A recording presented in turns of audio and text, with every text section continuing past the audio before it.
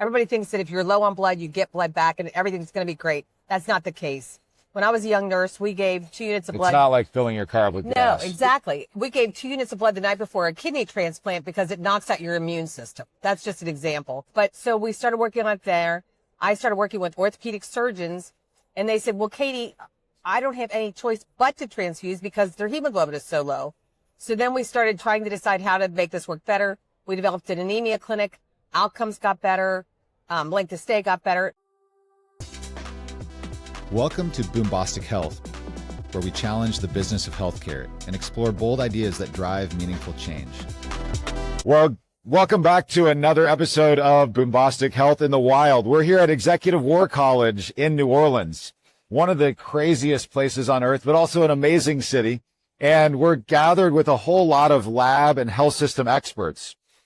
Here with me, I've got Thomas Jefferson University, some leadership with Katy, Loos, and Della, Penna, who are both nurses who are running all kinds of different programs, including a blood and anemia management program, which is particularly interesting.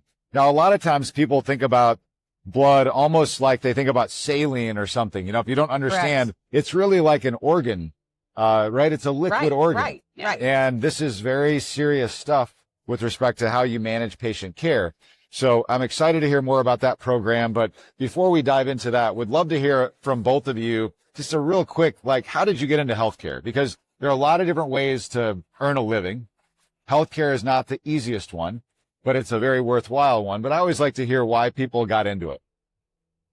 Well, for me, I got into healthcare back in the 1970s because I thought it was a good career there weren't many careers out there for women that were great. I didn't want to be a secretary. I didn't want to be a teacher.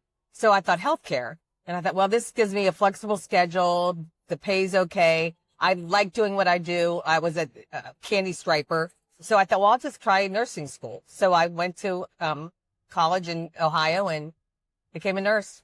And where in Ohio? Cincinnati, Ohio is where we started. I'm So- from Kentucky, but it's right across the border. So. Right. Are you a Reds fan or? I am a Cincinnati Reds Okay. fan. I had a team. We did, what do they call that? Where you like make teams. I was on a, fantasy league. Fantasy League. Okay. And my team was the Sparkies after Sparky Anderson. Oh, cool. Okay. That's awesome. And I came in second place. Okay. Good for you. Hey. And Amy, how about you? Yeah. So my mother passed away when I was 17 of Okay. cancer. My grandmother 6 months later. So I was around a lot of Oh, illness. wow. And I just enjoyed taking care of people who were sick. So that's what brought me into nursing. Yeah, that's Yeah. great. You have that nurturing instincts. Yeah.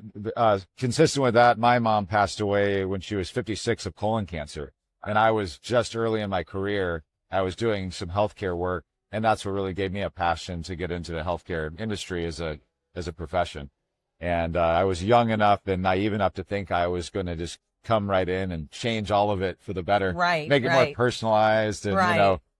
precise. But lo and behold, over a couple decades, things have really improved and changed a ton over that period. And you're in Philadelphia, which is the cheesesteak Yes, capital of the world. it is. And you eat a lot. You probably eat cheesesteak like multiple times a day or just once a week. I try to limit it to once a week, Okay. but if you have to have a cheesecake, you have to have a cheesecake. So, or cheesesteak. Cheesesteak or cheesecake. Yeah, After I'm not the big on cheesesteak. cheesesteak, but I love cheesesteaks. Okay, love awesome. cheesesteak. Awesome. And you tell us where you're from. Where are you coming from? So I worked and lived in Philadelphia for a number of years. I'm now down Hilton Head Island, South Carolina. So we're not eating cheesesteak. We eat a lot of fish Right. from the ocean. Yeah. And love it. That's a beautiful area. Yeah. So you were speaking this morning at the conference, a featured session that is getting rave reviews. You have really gone after this area of anemia and patient blood management. Explain why this is so important, and understand our audience generally are healthcare leaders and health system leaders, some entrepreneurs, innovators, investors. So you've got a whole mixed bag of people that go from being very clinically deep to more looking at how can we make healthcare better through innovation. So maybe start with like a 101 on why is this so important? So I started in PBM in 2009 in Cincinnati. And PBM means patient blood management. Yeah. And, it was supposed to be bloodless, but we just mapped it over to patient blood management because if it's good for one subset, it's good for all. So we kind of blanketed it. We developed parameters. And then I started working with individual groups who had high transfusion rates because we know that transfusion is associated with adverse outcomes. That's not the mindset that most people have. It's not the default thought, but everybody thinks that if you're low on blood, you get blood back and everything's going to be great. That's not the case. When I was a young nurse, we gave 2 units of blood. It's not like filling your car with gas. No, exactly. We gave 2 units of blood the night before a kidney transplant because it knocks out your immune system. That's just an example.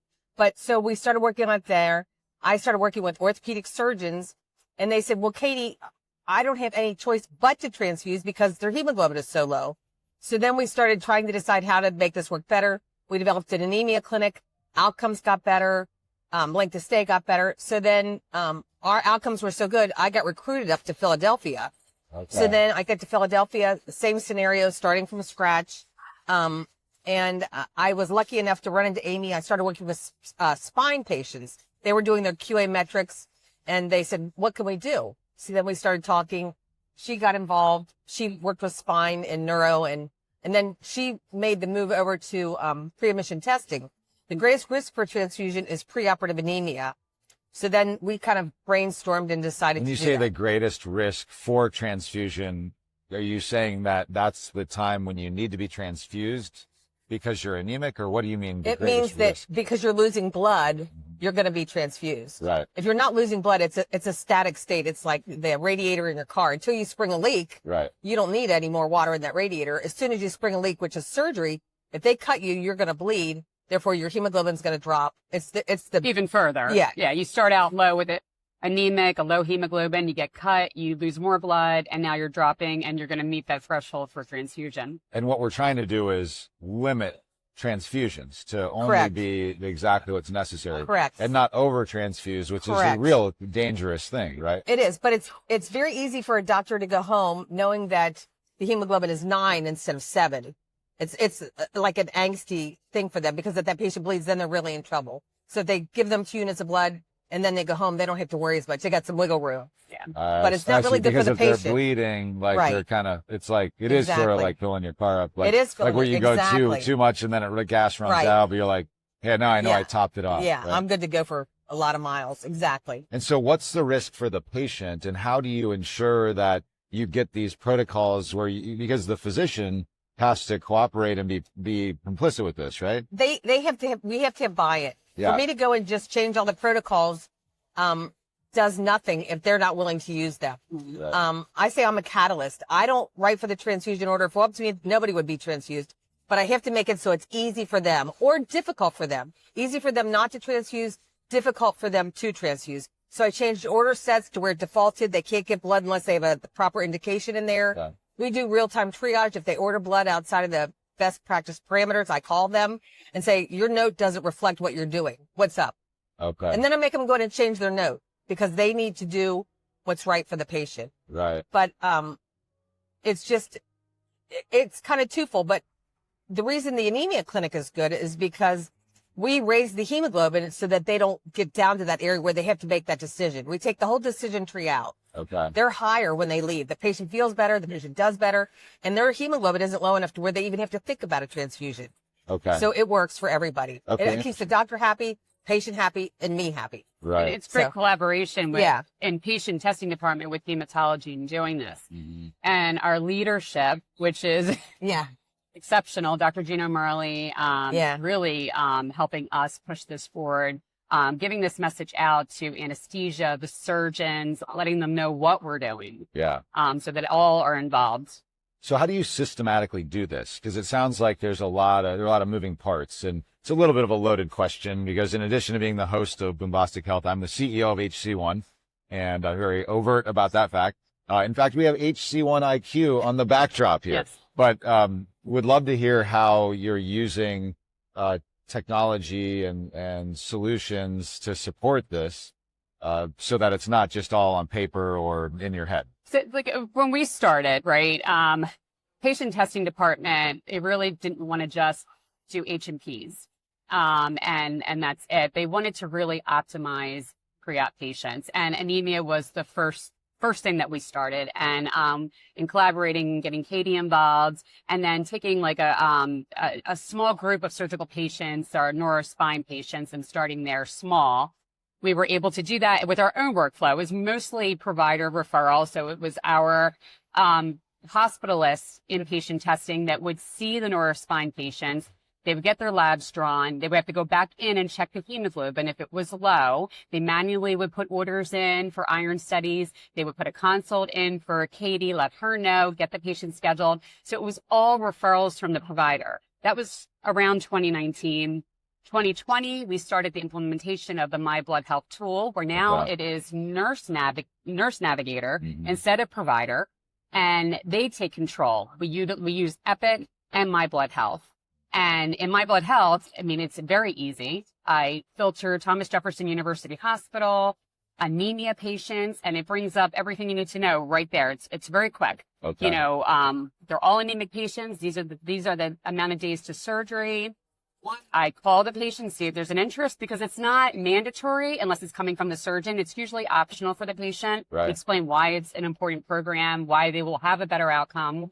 If they're interested, what do? I go right into Epic Chat and I say, Katy, they're interested. And I get the hematology scheduler on and I say, listen, this is their hemoglobin. This is days to surgery. They have iron studies. If they don't, I say, Katy, put the iron studies in. They're going to go to LabCorp tomorrow. It's great that we have LabCorp because they go closer to home. It makes it a lot easier. And then they get in with Katy. And then, you know, and we can do notes in My Blood Health where I can see they're scheduled with Katy.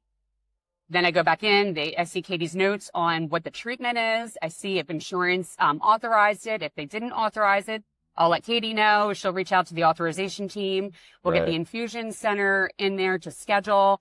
It's very seamless. It's not a big lift. So you're an Epic health system. Yes. Correct. And that's a really important point that you raised, because this is something that we run into a lot, where you'll have a health system that has Epic, and they'll sometimes have the impression that Epic is a magical place Right. where anything and everything happens all natively inside of Epic.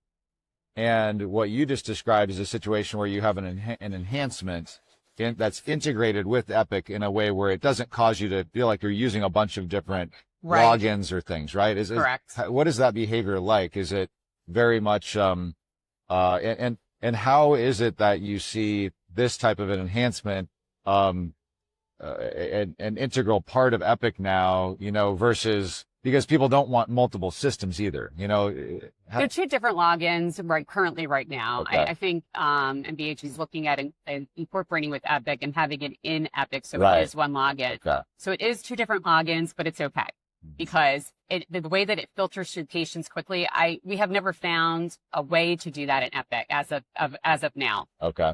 So this is a quick and seamless process. That's interesting. What's nice is the old way and just the Epic way, there's multiple links in that chain and everything is very siloed. I love Epic and I hate Epic because you get what you pay for. Not everybody has the same Epic. So Children's Hospital has tons of money. They've got the carte blanche Epic. We are poor. We got bare bones Epic. So we're like hunting and pecking and searching. What My Blood Health does is it takes it, and as soon as that goes into Epic, you consolidate the Epic data into one frame where I know that as soon as that patient has surgery scheduled in Epic, it goes in My Blood Health with labs, with diagnosis, with other criteria like other disease processes that are going on, past surgeries. All that is right there so that Amy just looks at that. Okay. I don't have to search through Epic and try to get a surgery schedule every day.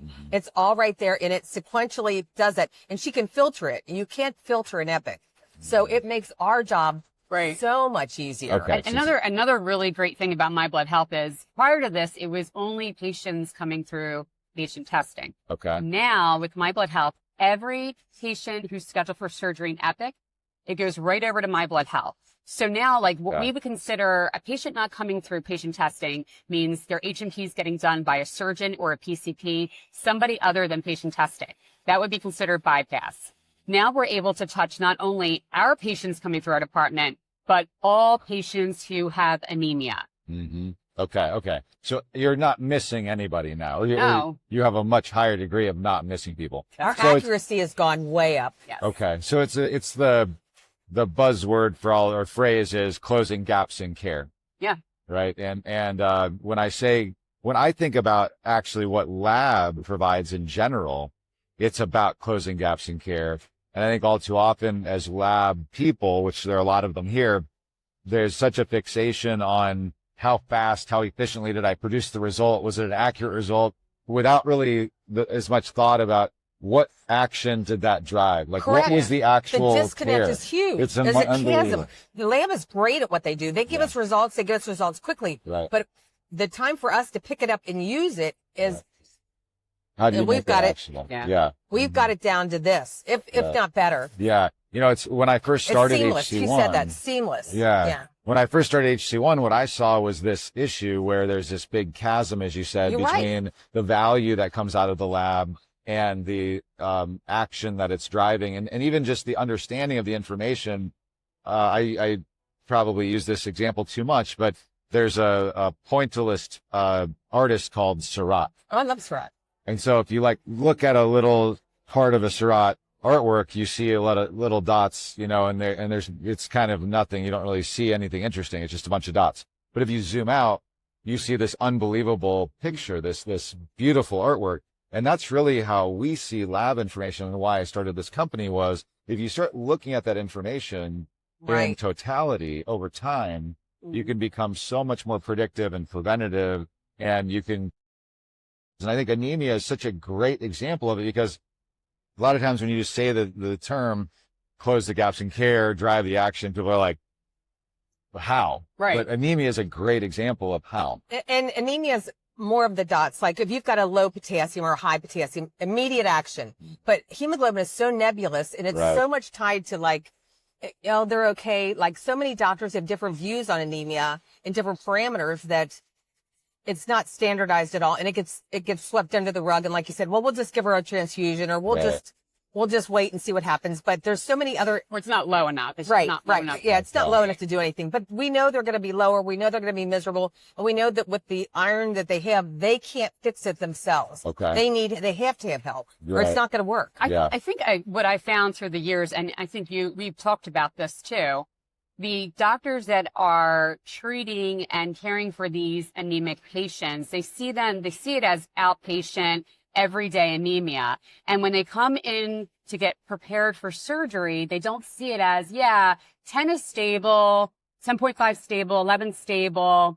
We're not going to do anything, keep them on the iron. But then they don't realize, but they're going to get cut. They're having multi-level spine surgery or cardiovascular surgery. They're going to drop. Right. And that's the piece that I think is missing. Yeah. Yeah. Most doctors see a hemoglobin as a lab value, not as a diagnosis. And this is a diagnosis that affects every other diagnosis. It's a multiplier, not just an additional diagnosis. Everything else is worse with anemia. Right. Hypertension bad, worse with anemia. Diabetes bad, worse with anemia. Everything. Interesting. And outcomes are then affected Yeah. because you're multiplying bad outcomes. It's a multiplier, not Yeah. just an addition. And how many patients a year, roughly, do you have an estimate of how many patients a year are going through your program or your health system, or like what's the scale of? I would say that I probably see 10 patients a week. Okay. And we have more patients that are anemic, but we don't have time to treat. Right.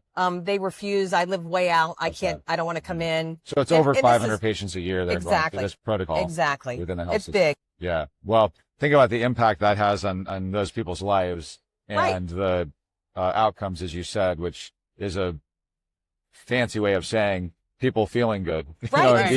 being healthy, like it's important. And we've been doing it so long that they now, when they go to their doctor for a revision or for another, say a lady has a mitral valve and an aortic valve and they don't want to do both at the same time. She came back and said, I'm not doing this surgery until you send me to that girl. They want to be optimized because Right. they feel so much better. Yeah, that's great. They're able to it's, do the It's a rehab. concierge kind It is. of approach. It is. Well, it has been so awesome having you on, Amy and Katy. Thanks for the great work you're doing. Well, thanks for helping us healthcare. do it. Yeah, absolutely. And there's definitely a lot of innovation coming as well. And you're great partners. So we're looking forward to continuing to collaborate with you to make everything you. work better and better. Thank you. We Thank are you. too, right? Oh, yeah. Well, enjoy your time in New Orleans. Thank you. And look forward to keeping the conversation going. And thank you all for being here for another episode of Boombostic Health in the Wild here from New Orleans at the Executive War College. We'll see you next time.